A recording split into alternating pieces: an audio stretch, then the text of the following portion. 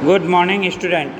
हम बात कर रहे थे हमारी पाठ्य पुस्तक आरोह के पद्य खंड का तीसरा अध्याय, जो कि कुंवर नारायण के द्वारा लिखित है और इनकी प्रथम कविता हमारे द्वारा अध्ययन की जा चुकी है। आज हम बात करेंगे इनके द्वारा रचित दूसरी कविता बात सीधी थी पर। देखिए, ये जो कविता प्रस्तुत की गई है बात सीधी थी पर, इसमें भाषा की सरलता और सहजता को कवि ने रेखांकित करने का प्रयास किया है। कवि का कहना है कि हमें सीधी और सरल बात को सीधे और सरल शब्दों में कहने का प्रयास करना चाहिए। भाषा के प्रदर्शन के फेर में पड़कर या भाषा को जटिल बनाकर कठिन शब्दावली का प्रयोग करके हम क्या करते हैं, भाषा के प्रदर्शन के फेर में पड़ते ही बात को उलझा देते हैं या बात उलझने लग जाती है। और जैसे जैसे हम उस उलझन से निकलने का प्रयास करते हैं या कवि उस उलझाव से निकलने का प्रयास करता है, तो भाषा की जटिलता, भाषा की कठिनाई, भाषा की अर्थ ग्रहण क्षमता बिगड़ जाती है और अधिक बढ़ने लगती है। कुछ लोग जो तमाशबीन हैं, यहाँ पर जो दर्शक वर्ग हैं, जो श्रोता वर्ग हैं या पाठक वर्ग हैं, इस उलझाव का समर्थन करते हैं क्योंकि उन्हें जटिल शब्दावली प्रिय होती है। इसका परिणाम क्या होता है? परिणाम स्वरूप बात का जो मूल प्रभाव होता है, जो कथ्य होता है, जो हम कहना चाहते हैं, वो पूरी तरह से नष्ट हो जाता है। अब कहने वाला भाषा की जटिलता से तंग आकर के आखिरी में उस भाषा के साथ, उस अर्थ के साथ, उस कविता के साथ या उस बात के साथ जोर जबरदस्ती करने लगता है। इस प्रकार वो अर्थ का अनर्थ हो जाता है, बात का अर्थ ग्रहण भी नहीं हो पाता और वह चाहे अनचाहे अनाड़ी बन करके रह जाता है। फिर वो कविता, वो बात उस कवि का, उस व्यक्ति का उपहास करने लगती है। इस प्रकार से भाषा का जो मूल कथ्य होता है, बात का जो मूल प्रभाव होता है, बात का जो मूल अर्थ होता है, वो ग्रहण नहीं हो पाता। अब आगे देखिए, कविता की बात करते हैं। कवि कह रहा है कि बात सीधी थी पर एक बार भाषा के चक्कर में जरा टेढ़ी फंस गई। उसे पाने की कोशिश में भाषा को उल्टा पलटा, तोड़ा मरोड़ा, घुमाया फिराया कि बात या तो बने या फिर भाषा से बाहर आए। लेकिन इससे भाषा के साथ साथ बात और भी पेचीदा होती चली गई। कठिन शब्द देख लो, चक्कर यानी प्रभाव दिखलाना, टेढ़ा फंसना यानी बुरा फंसना, पेचीदा अर्थात कठिन या जटिल। अब कवि क्या कह रहा है? बात सीधी थी पर एक बार भाषा के चक्कर में जरा टेढ़ी फंस गई। ये कवि कहता है कि मेरे मन में एक सीधी सी सरल सी बात थी जिसे मैं कहना चाहता था, परंतु मैंने सोचा कि इसके लिए उत्कृष्ट भाषा का, बढ़िया सी भाषा का, अच्छी सी भाषा का या जटिल शब्दावली का प्रयोग करूं। और जैसे ही मैंने उस भाषा के प्रभाव को जमाने की चेष्टा की, प्रयास किया, तो बात की सरलता पूरी तरह से खो गई या नष्ट हो गई। और सरल सी बात क्या हो गई? जरा टेढ़ी फंस गई। वो सरल सी बात बहुत अधिक जटिल हो गई। तब मैंने क्या किया कि उसे पाने की कोशिश में भाषा को उल्टा पलटा, तोड़ा मरोड़ा, घुमाया फिराया कि बात या तो बने या फिर भाषा से बाहर आए। तब मैंने मूल बात को व्यक्त करने के लिए भाषा के शब्दों, वाक्यांशों, वाक्यों आदि को क्या करना प्रारंभ कर दिया? बदलना प्रारंभ कर दिया। जब बात नहीं बनी तब मैंने क्या किया? तब मैंने फिर से शब्दों को काटा छांटा, तोड़ा मरोड़ा, कहीं से तोड़ा कहीं से मरोड़ा, कहीं से इधर घुमाया तो कहीं से उधर घुमाया, फिर आया। क्यों? क्योंकि मैंने चाहा कि मूल बात प्रकट हो सके, या तो बात बने अर्थात मूल बात प्रकट हो सके। फिर मैंने कोशिश की कि फिर भाषा से बाहर आए, लेकिन इससे भाषा के साथ साथ बात और भी पेचीदा होती चली गई। कि फिर मैंने कोशिश की कि या तो मेरे मन की बात सहजता से प्रकट हो जाए, या फिर भाषा के उलटफेर से बने जंजाल से मुक्ति मिले, उससे निकल कर के वो बात बाहर आए। परंतु दोनों ही बातें नहीं हो सकी। इधर कोशिश करने पर क्या हुआ, भाषा और अधिक जटिल होती चली गई, उधर मूल बात भी अपनी सरलता खो करके और जटिल होती चली गई। इस प्रकार पल प्रतिपल कविता में जटिलता बढ़ती चली गई, बात में जटिलता बढ़ती चली गई। अब यहाँ पर मुख्य बात मैं बता देता हूँ कवि क्या कहना चाहता है। ये तो अर्थ की बात हुई कि भाषा के चक्कर का आशय भाषा को जानबूझकर जटिल, सुंदर और अलंकृत बनाने के प्रयास में उलझना। भाषा में जटिलता, घुमाव फिराव, अलंकार, सौंदर्य आदि ठूंसने के कारण क्या होती है, मूल बात अकथित रह जाती है, मूल संदेश शब्दों के बीच में उलझकर रह जाता है। भाषा का जंजाल खड़ा हो जाता है किंतु अर्थ पीछे छूट जाता है। बात को पाने के चक्कर में कवि फिर क्या करने लगता है, भाषा को घुमाता है, फिराता है, तोड़ता है, मरोड़ता है, उलटता है, पलटता है कि वो जिस बात को कहना चाहता है उसकी प्राप्ति हो सके। कवि द्वारा भाषा को घुमाने, फिराने, तोड़ने, मरोड़ने और उलटने पलटने पर बात क्या होती है, और अधिक फंस करके रह जाती है, कथ्य और अधिक पेचीदा, जटिल और दुरूह अर्थात कठिन हो जाता है। इस पद्यांश का मुख्य संदेश यह है कि भाषा को जानबूझकर जटिल मत बनाओ।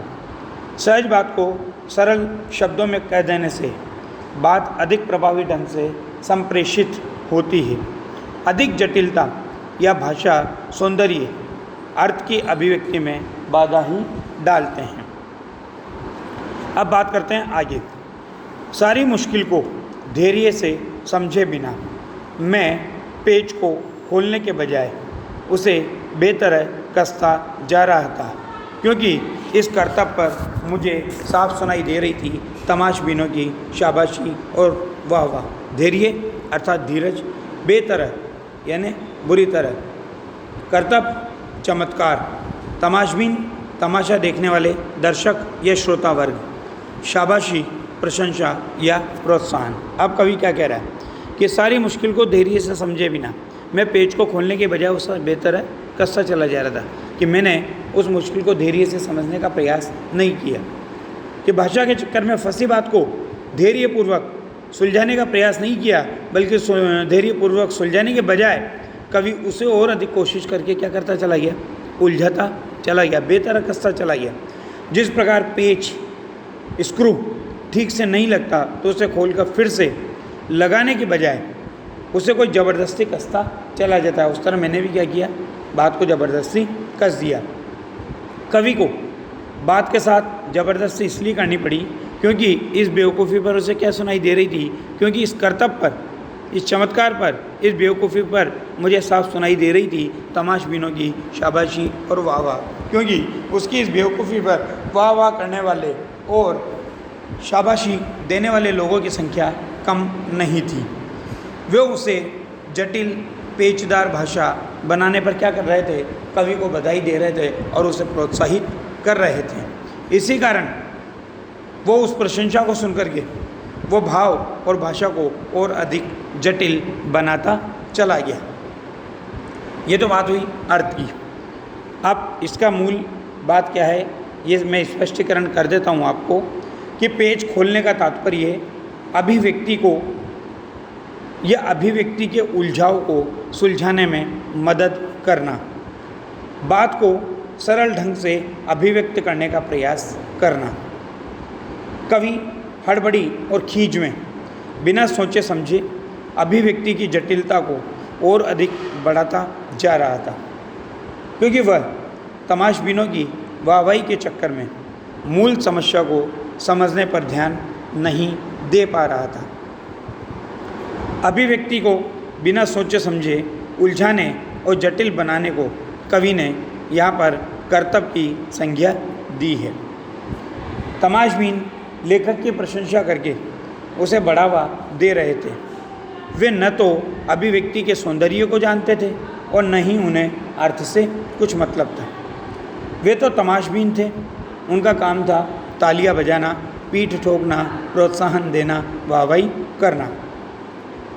इस पद्यांश का मुख्य संदेश यह है कि कवि और रचनाकार को धैर्यपूर्वक अभिव्यक्ति की सरलता की ओर बढ़ना चाहिए।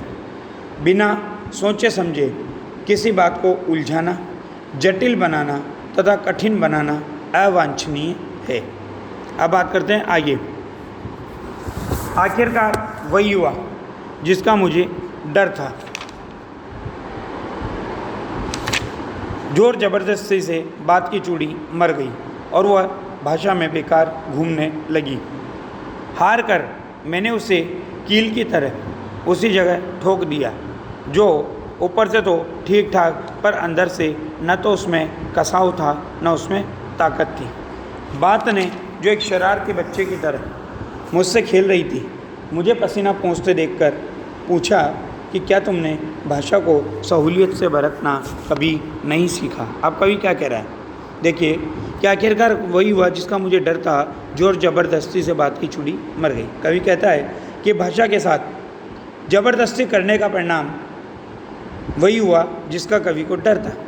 भाषा को तोड़ने मरोड़ने से भाषा का जो मूल भाव था वो पूरी तरह से नष्ट हो गया, वो मूल प्रभाव नष्ट हो गया, उसकी व्यंजना नष्ट हो गई, उसकी अभिव्यक्ति ही कुंद हो गई। भाषा भावहीन होकर के क्या हो गई, भाषा में बेकार घूमने लगी, खेल बन करके रह गई। भाषा की उछल कूद शेष रह गई, मूल तथ्य नष्ट हो गया। अंत में कवि झल्लाने लगा और कवि ने झल्ला कर क्या किया, हार कर मैंने उसे कील की तरह उसी जगह ठोक दिया।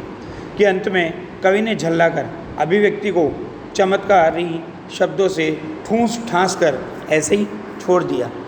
तब वह कविता ऊपर से तो अच्छी भली कविता जैसी दिखने लगी, ऊपर से तो ठीक ठाक पर अंदर से न तो उसमें कसाव था न ताकत। कि तब वह कविता ऊपर से तो अच्छी भली कविता जैसी दिखने लगी, परंतु उसकी आंतरिक अभिव्यक्ति बिखर गई। कथन में कोई प्रभाव नहीं रहा, भावों की सघनता या गहराई नष्ट हो गई, वह कविता प्रभावहीन हो गई। तब क्या हुआ देखो, कि तब बात ने जो एक शरारती बच्चे की तरह मुझसे खेल रही थी, मुझे पसीना पोंछते देखकर पूछा कि क्या तुमने भाषा को सहूलियत से बरतना कभी नहीं सीखा। तब बात ने शरारती बच्चे की तरह कवि से खेल करते हुए, क्रीड़ा करते हुए पूछा कि तुम मुझसे खेल खेलते हुए भी व्यर्थ का परिश्रम कर रहे हो, अपनी बेवकूफ़ी भरी मेहनत पर पसीना बहा रहे हो। क्या तुमने अब तक भाषा को सरलता, सहजता, सुगमता और सुविधा से प्रयोग करना नहीं सीखा। हे कवि, हे मेरे कवि महोदय, क्या तुम्हें अभी शब्दों को बरतने के तमीज नहीं आए? यदि नहीं सीखा तो ये क्या है? ये तुम्हारी अक्षमता है, तुम्हारी अयोग्यता है कि तुम कविता की रचना करने में समर्थ नहीं हो। अब कवि वास्तव में मूल बात क्या कहना चाहता है वो समझा देता हूँ मैं, कि यहाँ पर देखिए बात की तुलना एक शरारती बच्चे से की गई है कि बात की चूड़ी जब मरती है तब उसमें ज़बरदस्ती ठूसम ठांस होती है, उसका परिणाम ये होता है कि बात प्रभावहीन हो जाती है। भाषा को कील की तरह ठोक देने का आशय है ज़बरदस्ती बड़े बड़े शब्दों का प्रयोग करके बात को उलझाना। जो लोग बड़े बड़े शब्दों के आडंबर से बात को उलझाते हैं वो भाषा के प्रयोग में अनाड़ी कहलाते हैं। कई बार बात ऐसी होती है कि वह ठीक से शब्दों की पकड़ में नहीं आती और शरारती बच्चे भी नियंत्रण से बाहर होते हैं। इसी समानता के कारण कवि के द्वारा ये उपमा यहाँ पर दी गई है। कवि को इस बात का पहले से भय था कि कहीं भाषा को अधिक जटिल और पेचदार बनाने से मुख्य बात ही अप्रभावी और अस्पष्ट न हो जाए। ऐसा करने पर बात बिल्कुल लचर, अस्पष्ट और प्रभावहीन हो गई।